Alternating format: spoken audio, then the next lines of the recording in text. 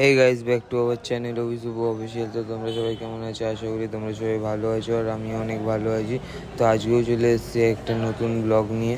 So তোমরা হয়তো দেখেছো আমার আগের ভিডিওটা, যে আমি কিসের জন্য ব্লগগুলো করছিলাম।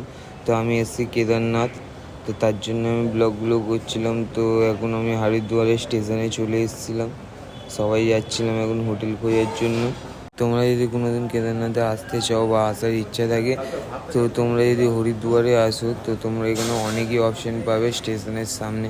তো আমার মতামত একটাই, যে স্টেশনে যারা দাঁড়িয়ে থাকে তাদের সাথে কথা না বলে আপনারা নিজেরা হেঁটে যাবেন, হোটেল খুঁজবেন, সেটাই ভালো হবে। তো তোমাদেরকে যেমনি বললাম আমরাও সেমনিই করছিলাম। আমরা যাচ্ছিলাম হোটেল খোঁজার জন্য হেঁটে হেঁটে স্টেশন থেকে বার হয়ে। তো রাস্তায় অনেক ভিড় ছিল, শ্রাবণ মাসে আমরা গেছিলাম কেদারনাথ, অনেক রাস্তায় ভিড় ছিল, কাওয়ার যাত্রা হচ্ছিল। তো রাস্তার সাইড থেকে হাঁটতে হাঁটতে আমরা হোটেল খুঁজছিলাম, একটাও হোটেল পাচ্ছিলাম না। যেগুলো পাচ্ছিলাম অনেক দাম ছিল, রুমের রেট অনেক ছিল।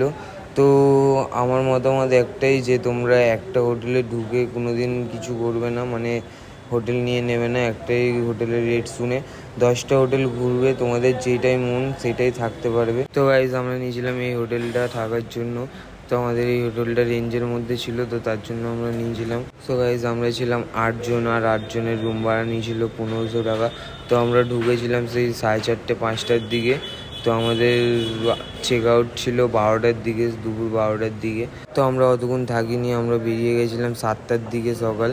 কারণ আমাদের সোমবারেও ঢুকে আমাদের রেস্ট নিতে হতো, কারণ আমরা গৌরীকুণ্ডে সকালবেলায় মানে 20 তারিখ ভোরবেলা থেকে হাঁটা শুরু করতে হতো আমাদের কেদারনাথের জন্য।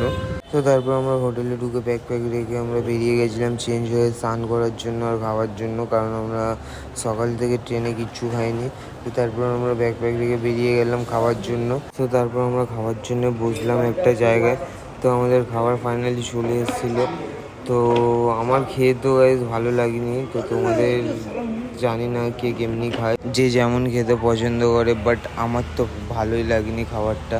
সো গাইজ, তারপর আমরা চলে এসেছিলাম হরিদ্বারে হার কি পৌড়ি ঘাটে। তো বাবার কাছে যাওয়ার জন্য আগে মায়ের কাছে চান করে তারপর আমরা যাব। তো তার জন্য আমরা চলে এসেছিলাম একটা ঘাটে পেছনের দিকে।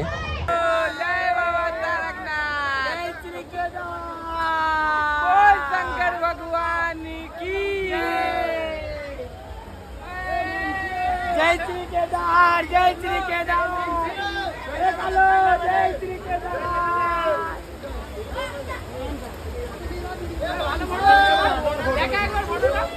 बहुत ठंडा बाबू, बहुत ठंडा। जय श्री केदार,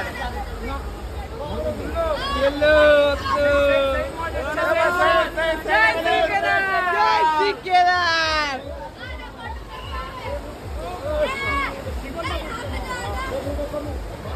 সো ঘাটে গিয়ে তারপর আমরা একটু ওখানে গিয়ে বসলাম।